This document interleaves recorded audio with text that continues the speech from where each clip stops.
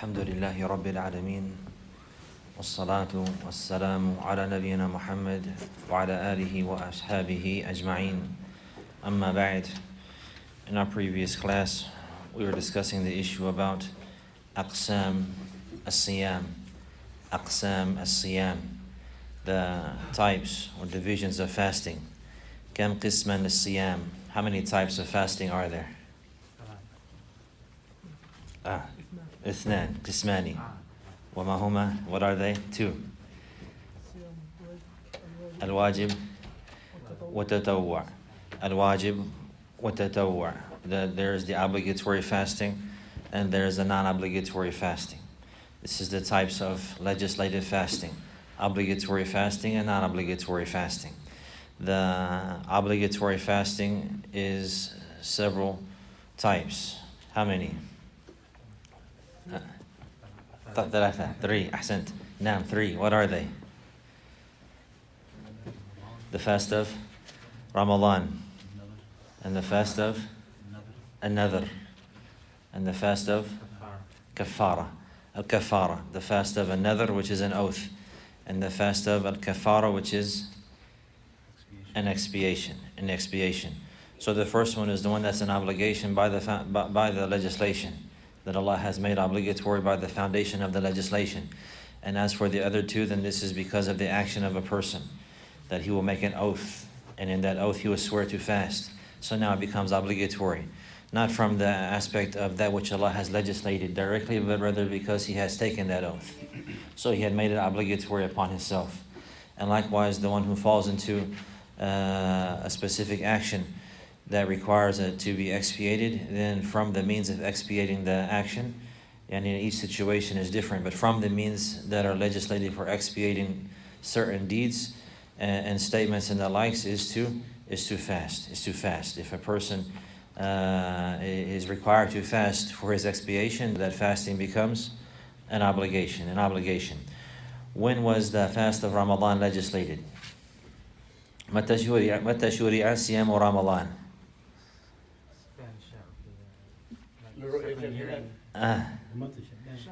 In the month of Sha'ban, in which year? And the Sana al-Thaniya min al-Hijrah, in the second year of the Hijrah.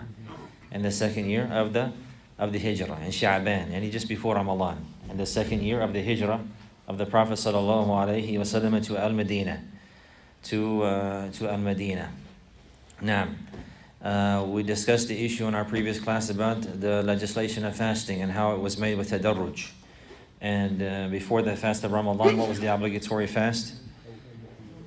The fast of Yom Ashura. The fast of Yom Ashura. This was an obligation upon the people in the beginning of the fast. And then whenever the legislation of Ramadan was made obligatory and was revealed, then the obligation of the fasting the day of Ashura was left, and the recommendation remained. We mentioned in the previous class that likewise the fast of Ramadan was made with tadarruj. It was legislated little by little. And we forgot to mention that the first stage actually in the legislation of Ramadan is that they were given a choice. In the beginning and the first of the legislation of Ramadan, they were given a choice. They either had the choice to fast that day or to feed a poor person for every day that they missed. It was a choice that they had. The fast of Ramadan was legislated in this manner in the beginning. Either they will fast that day or they will feed a poor person for that day and not fast. They had the choice with the encouragement of fasting, and that fasting is better. وَأَن تَصُومُوا خَيْرٌ لَكُمْ, and that you fast is better. And then after that ruling was abrogated, and then fasting was made obligatory without any choice. For those who have the ability, without any choice. But the way that it was legislated now is that they would fast from all day long, and they would break their fast at Maghrib, and the time for breaking the fast was between Maghrib and Isha, or until they slept. So if the one he slept before Isha, then he would and he did not eat, then he would have to fast all the way until the next day at Maghrib. And it was very difficult on them in this manner. So no food or no drink after Isha, or after one fell asleep, if he fell asleep before Isha, and the likes like this. until the Maghrib of the next day.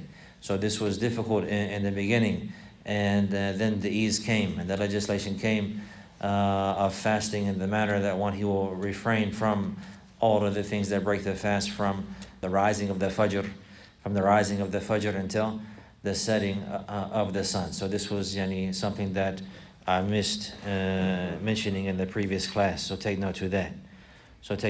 After this, the author here, after this, they mention al-mas'alatu al-rabi'a, the fourth mas'ala, فضل صيام شهر رمضان والحكمة من مشروعية صومه. فضل صيام شهر رمضان والحكمة من مشروعية صومه. The fourth issue that they discuss now is the virtue of fasting the month of Ramadan. The virtue of fasting the month of Ramadan and the wisdom behind the legislation of fasting. So we have two issues in this mas'ala. We have the virtue of fasting the month of Ramadan, and we have the wisdom behind the legislation of fasting. So they say, number one, فضله, the virtue of fasting the month of Ramadan. عن أبي هريرة رضي الله عنه عن النبي صلى الله عليه وسلم أنه قال: من قام ليلة القدر إيمانا واحتسابا غفر له ما تقدم من ذنبه ومن صام رمضان إيمانا واحتسابا غفر له ما تقدم من ذنبه. So they mention first the virtue of fasting the month of Ramadan, and they mention the narration of Abu Hurairah radiyallahu anhu, which is muttafaqun alayhi, that the Prophet sallallahu alayhi wasallam, he said that whoever stands, meaning in prayer, on the night of Al-Qadr with sincere faith and hoping for the reward, then that which has proceeded from his sins will be forgiven. And whoever fasted the month of Ramadan with sincere faith and hoping for the reward, then that which has proceeded from his sins will be forgiven.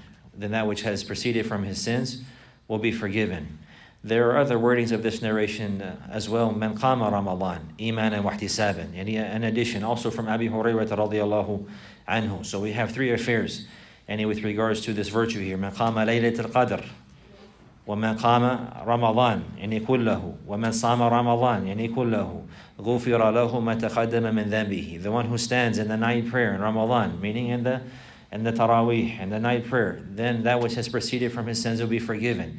And the one likewise who is standing on the night of Al-Qadr as well, then that which has proceeded from his sins will be forgiven. And the one who fasts the month of Ramadan as well, then that which has proceeded from his sins will be forgiven. With the condition of this, and the condition for these affairs to be accepted, imanan wa ihtisaban.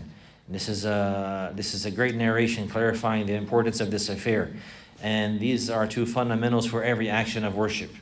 For every action of worship to be accepted, that a person, he has to do it out of sincere faith and belief in Allah, and belief in that action of worship that is legislated. If it's a commandment that one is fulfilling, believing that it's a commandment of Allah. If it's a prohibition that one is avoiding, believing that it's a prohibition that Allah, He has forbade, and therefore he will leave it in this manner out of sincere faith, believing in Allah and believing in the legislation, and hoping for the reward. So this is the reality of a taqwa, and this, as we will see, is the wisdom behind the legislation of fasting. And the greatest goal that one will aim to obtain and hope for from his fast is that he will cultivate in his soul a taqwa and piety and the fear of Allah, the ability to obey Allah subhanahu wa ta'ala in public and in private. And the reality of taqwa, al-amalu bi ta'atillah, imanan wa ihtisaban, and to work in the obedience of Allah out of sincere faith and hoping for the reward. That a person, he will perform the commandment of Allah subhanahu wa ta'ala, and that which Allah is pleased with from statements and action, believing that that action that he is performing or that statement is legislated. And meaning that's from the deen. It's something that Allah subhanahu wa ta'ala is pleased with. He believes that. Believing in Allah and believing in the legislation of Allah and the command of Allah. And at the same time hoping for the reward from Allah.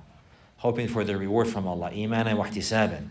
And likewise, he will avoid and stay away from the prohibitions and everything that is detestful and disliked by Allah subhanahu wa ta'ala, along with al-iman wal ihtisab, imanan wa ihtisaban.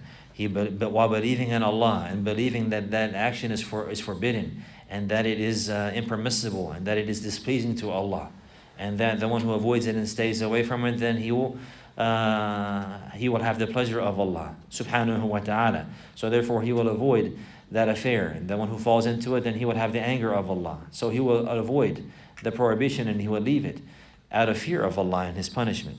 This is the reality of at-taqwa, and this is the means for the actions to be accepted. And this is what is intended here. من قام رمضان أو من صام رمضان أو من قام ليلة القدر إيمانا واحتسابا. إيمانا واحتسابا. And this is the case not only in Ramadan, but with every action of worship.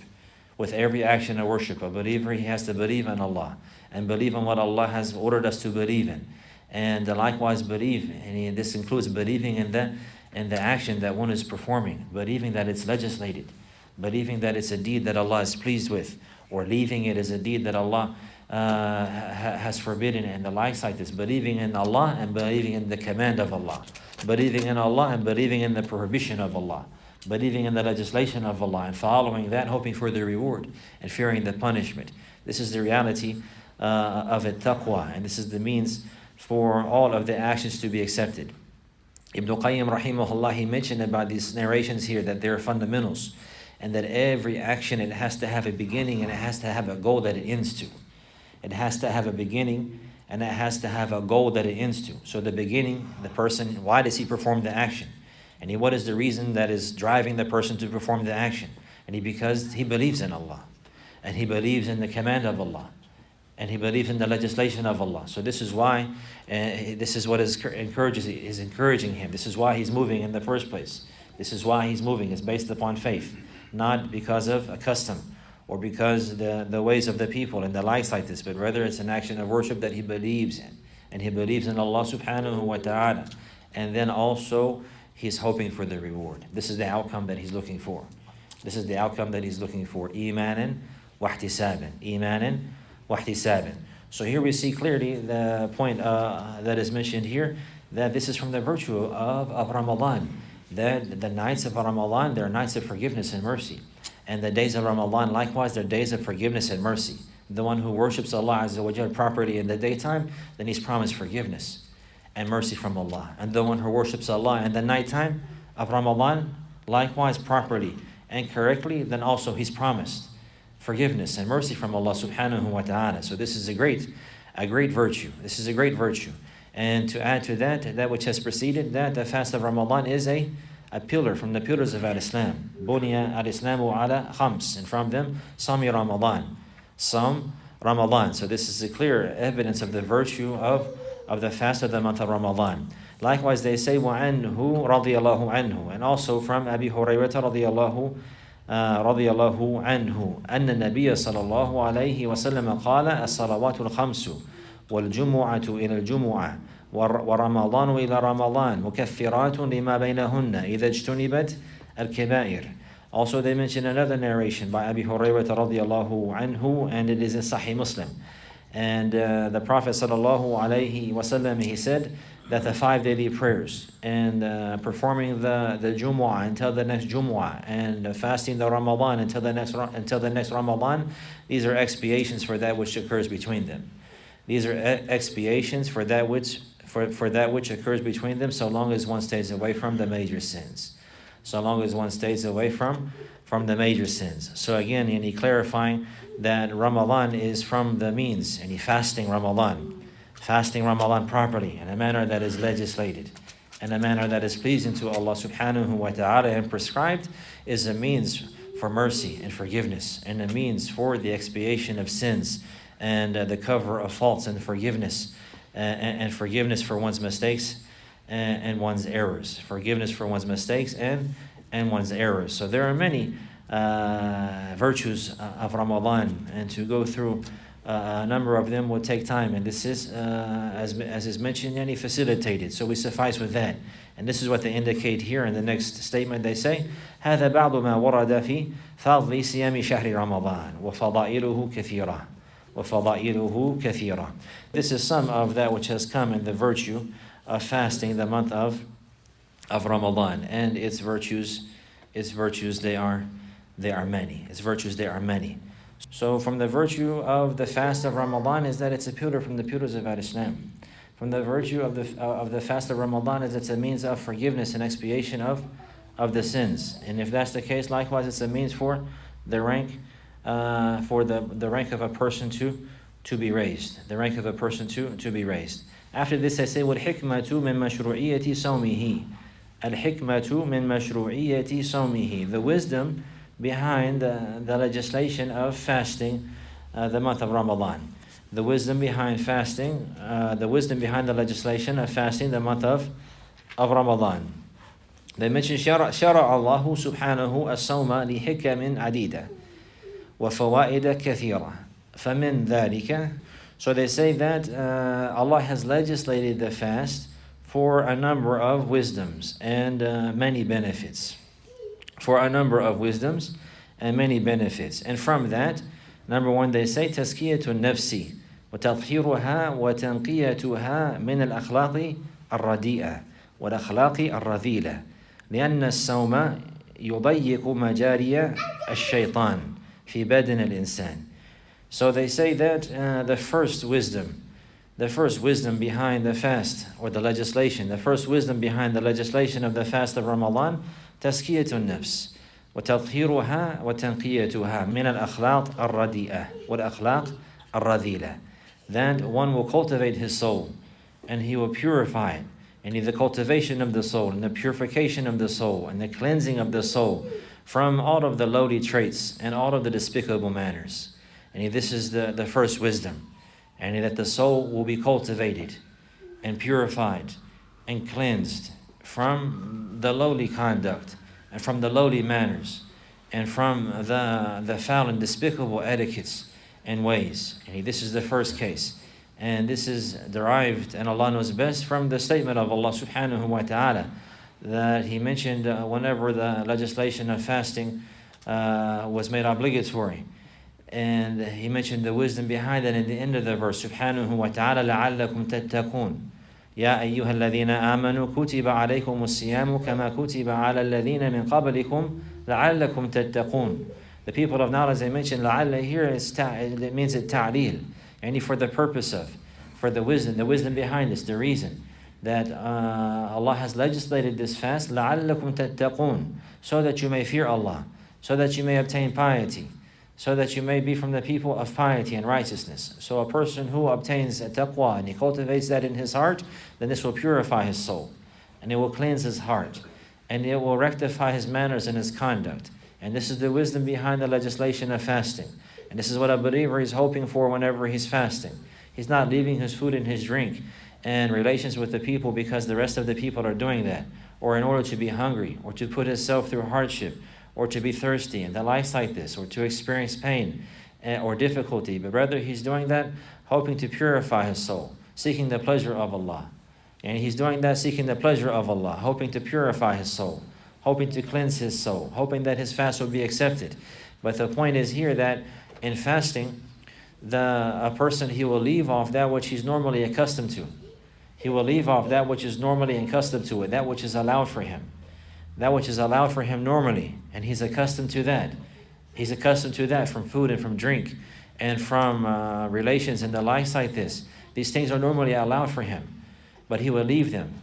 He will leave them for the sake of Allah, seeking the pleasure of Allah, hoping to please Allah subhanahu wa ta'ala, hoping that they will be accepted.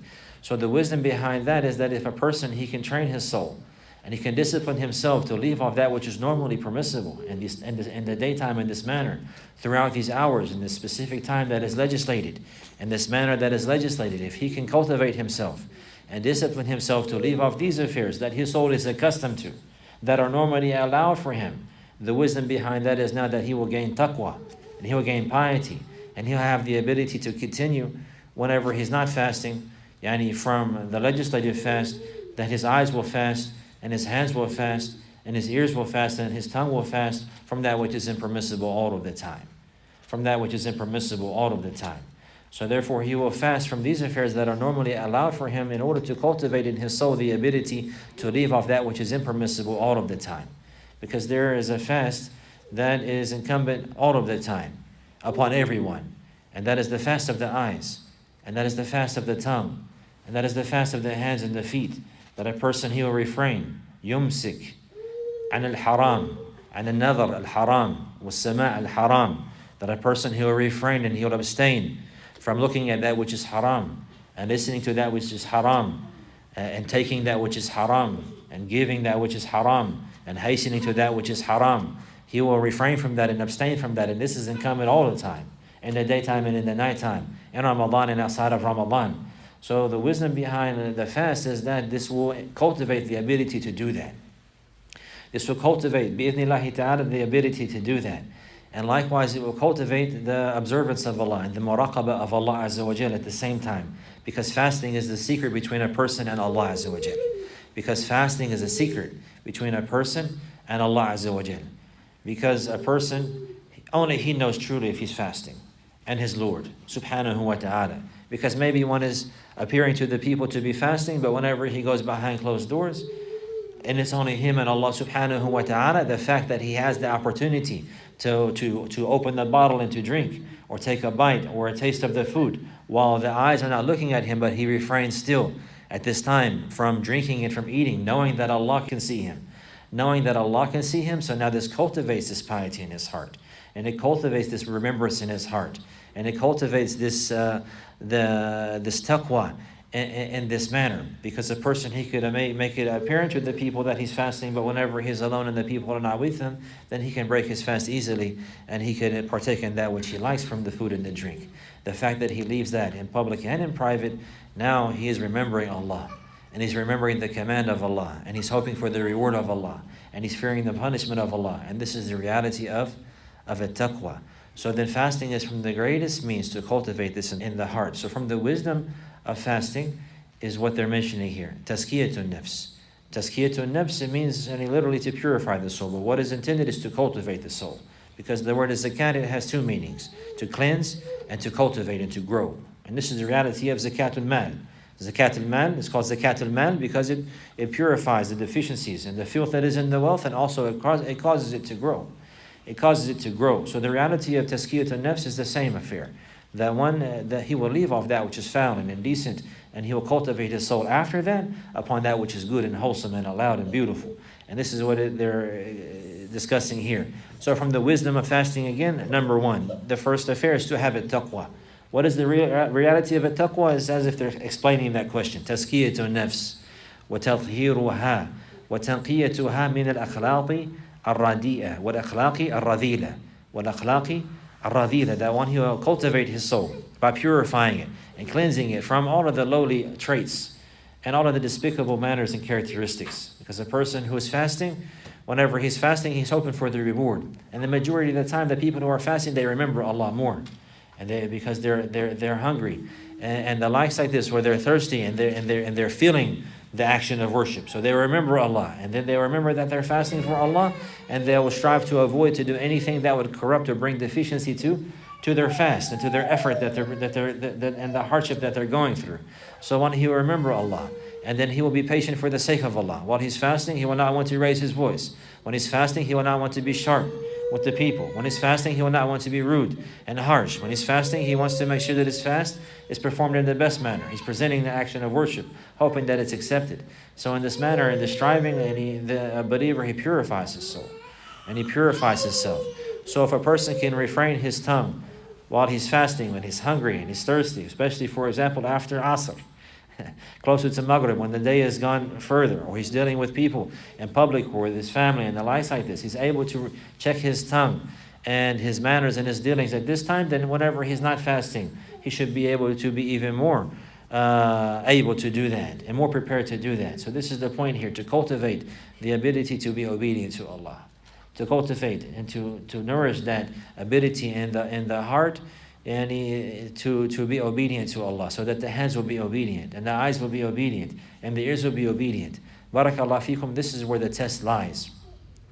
This is where the test lies. The test. This life is a test. This life is a test. What are you tested with? You're tested with your eyes. You're tested with your ears. You're tested with your hands and your feet, with your emotions, and with your heart, with your love. And with your honor and with your hope and with your fear. There's a test here. A person, he'll be held accountable for these affairs.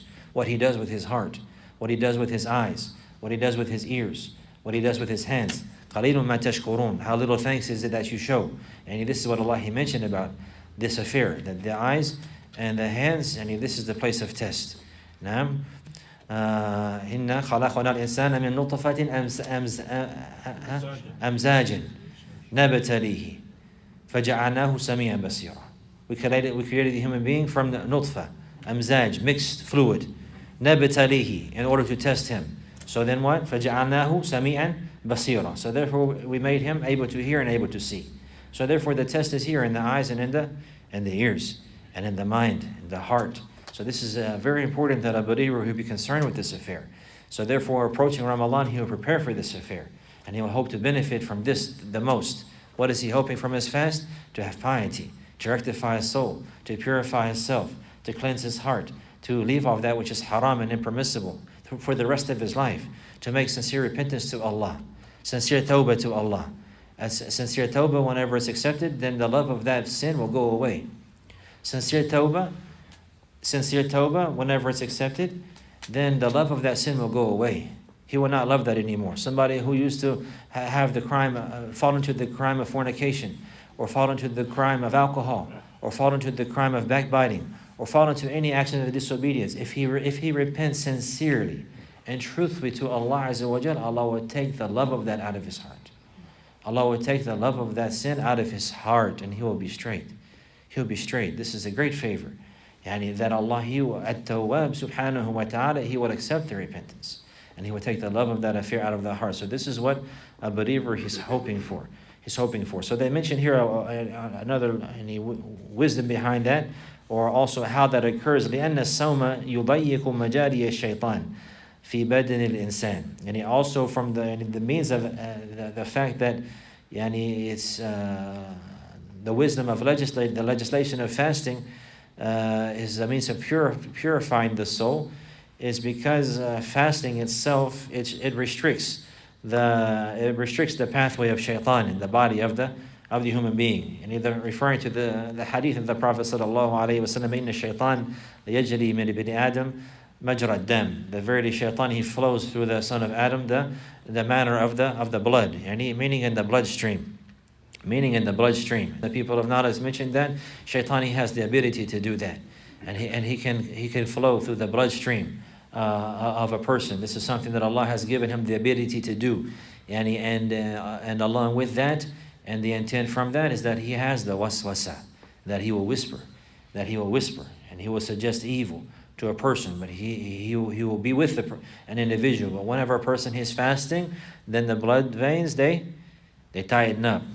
They tighten up. So therefore, the sins, they are fewer, from the fasting person, because of this reason. So therefore, it's a means to aid him to be pious and to be righteous and to purify his soul.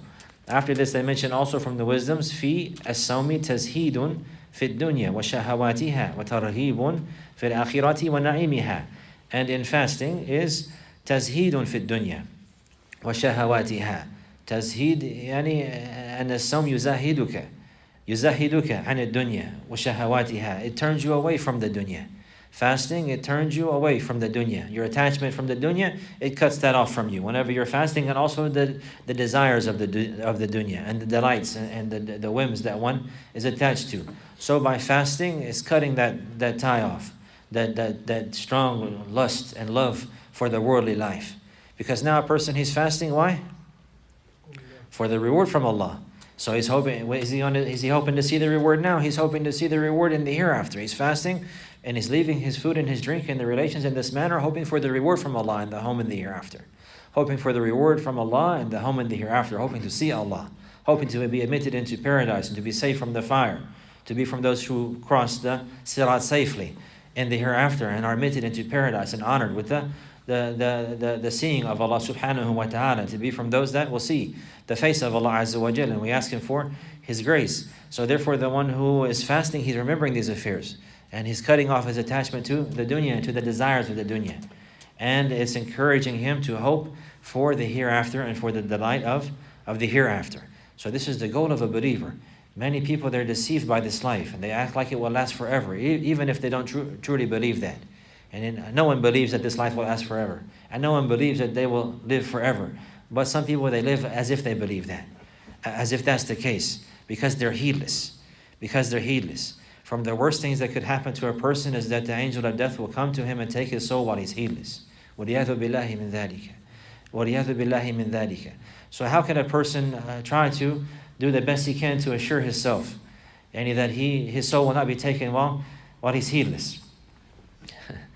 To not be heedless. To not be heedless. And to strive to live as a Muslim. أَلَا يَمُوتَ إِلَّا وَأَنَّهُ مُسْلِمٌ وَلَا تَمُوتُنَّ إِلَّا وَأَنْتُمْ مُسْلِمُونَ. This is the command of Allah. And do not die except in a state of Islam and submission.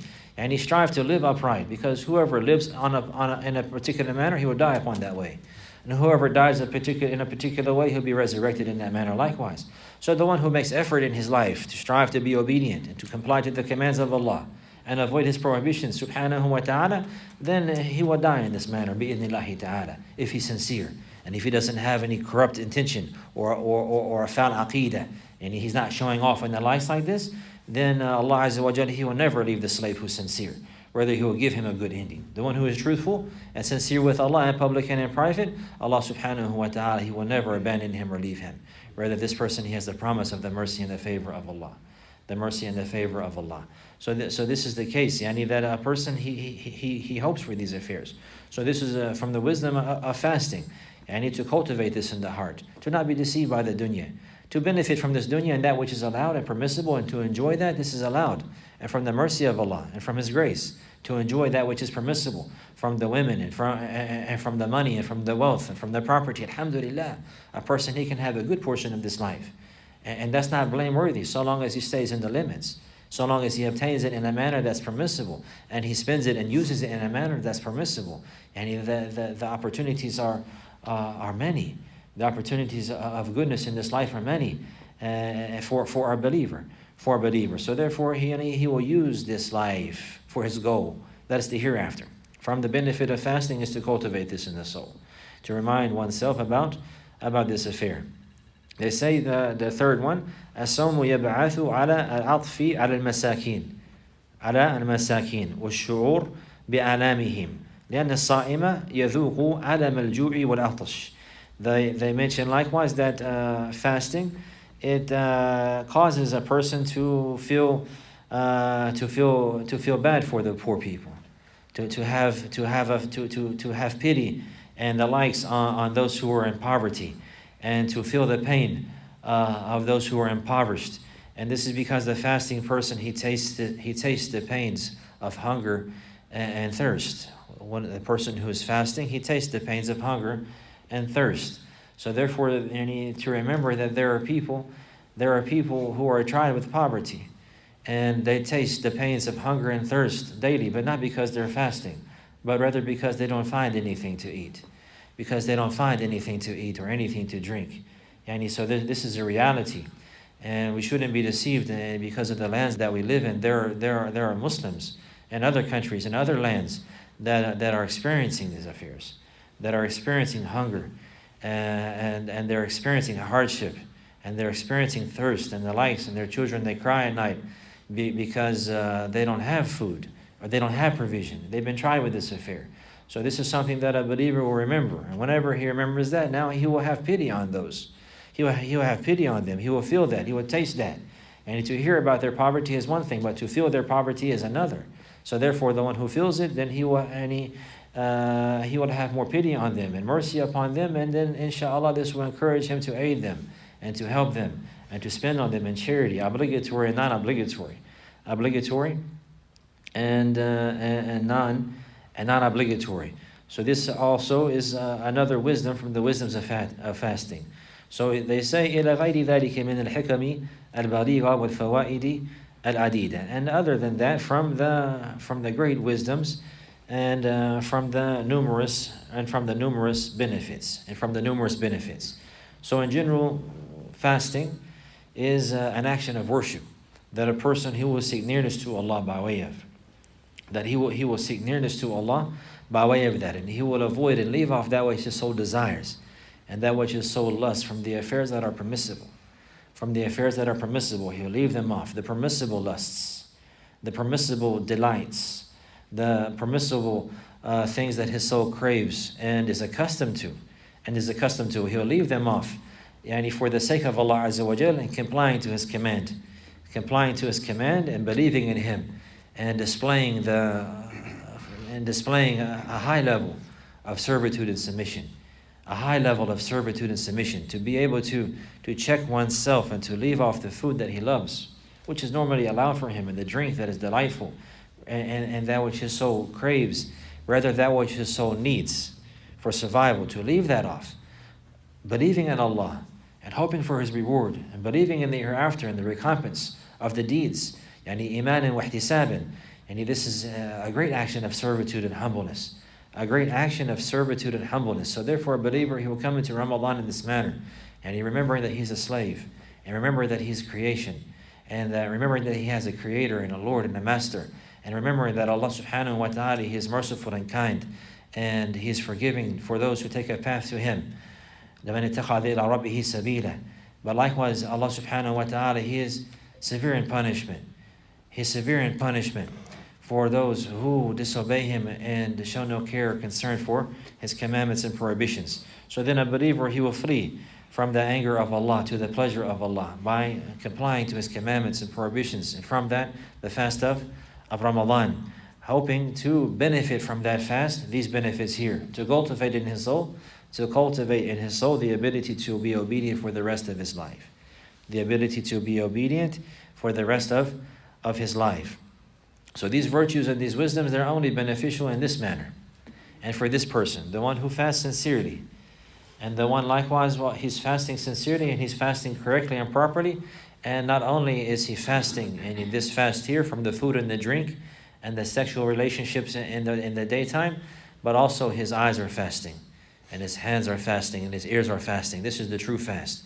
And this is the reason for leaving the food and drink, to cultivate the ability to be able for the eyes to fast, and to sum al-aynani wal-udhunani wal-yadani anil haram, and that they will refrain from the haram. This is the goal. This is the purpose. If somebody asks the wisdom behind fasting, what will we tell them? To obtain a taqwa. We will need some details. You're right. But what will you tell them? You have the ability to restrain yourself on food, and you can restrain yourself on that which is not good for your afterlife. You can lower your gaze. Sah. Anybody else? Purification of soul. Purification of the soul. This happens with taqwa. And he's giving the details. But how is that? More. You're right. You're not wrong. But we want to discuss the issue. By taqwa. We say the word taqwa. What is it, taqwa? To obey Allah. Meaning, you want to be able to perform the commandments, to abide by the legislation, to avoid the prohibitions, to leave off that which is haram. This is the wisdom from fasting. And this manner the soul becomes pure. And this manner a person, he cultivates the piety in his heart. And if the piety is in the heart, then the actions will be upright and they will be good. And the soul will become clean. So the reality of a taqwa, again, is that a person, he will have sincere faith and belief in his heart that will carry him to use his eyes in a manner that's pleasing to Allah. That he has iman in his heart, sincere faith and belief in his heart that will carry him to use his ears in a manner that's pleasing to Allah. The iman in his heart will carry him to use his hands in a manner that's pleasing to Allah. He will have the heart, he will have the faith and belief in his heart that will carry him to use it, to refrain from using his eyes and that which earns the anger of Allah. And to refrain from using his ears and that which earns the anger of Allah. His hands and from that which earns the anger of Allah. This is the wisdom behind fasting, to have this ability. And the one who has this ability, this is the favor from Allah. This is the wali. Allah, inna awliya Allahi la khawfun alayhim wa la hum yahzanun alladhina amanu wa kanu yattaqun. Those who believe and they have piety. This is piety. What is piety? This is piety. It's in the heart first and foremost, but the true piety, when it's in the heart, it comes like this. The eye only looks at that which Allah loves. And it turns away from that which Allah does not love. And the hands and the ears and the rest of the body parts likewise. and the rest of the body parts likewise. So this is why one is fasting. To be able to do this in Ramadan only, rather to do it until one dies in Ramadan and outside of Ramadan, to cultivate this. لَعَلَّكُمْ تَتَّقُونَ لَعَلَّكُمْ تَتَّقُونَ, so that you can obtain piety. So that you can obtain piety. So again, the one who is able to leave off the food and the drink in the daytime, that which is normally permissible, then this is the means to cultivate his soul. So now he's able to leave these things. Why is he leaving them?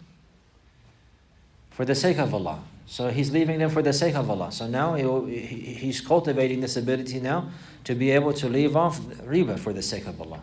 If he can leave off a halal steak sandwich for the sake of Allah, or halal chicken, and we say halal because just to clarify, or whatever one's favorite food is, shawarma, lamb shawarma, right? He's able to leave all that off, right? He's able to leave all that off in the daytime. The wisdom behind that is so that he'll be able to leave off the food that's haram, so that he'll be able to leave off the provision that's haram, so he can leave off riba, so he can leave off lying, so he can leave off cheating, so he can leave off looking at the foul pictures, so he can leave off speaking to women out of pleasure and lust for them and the likes like this.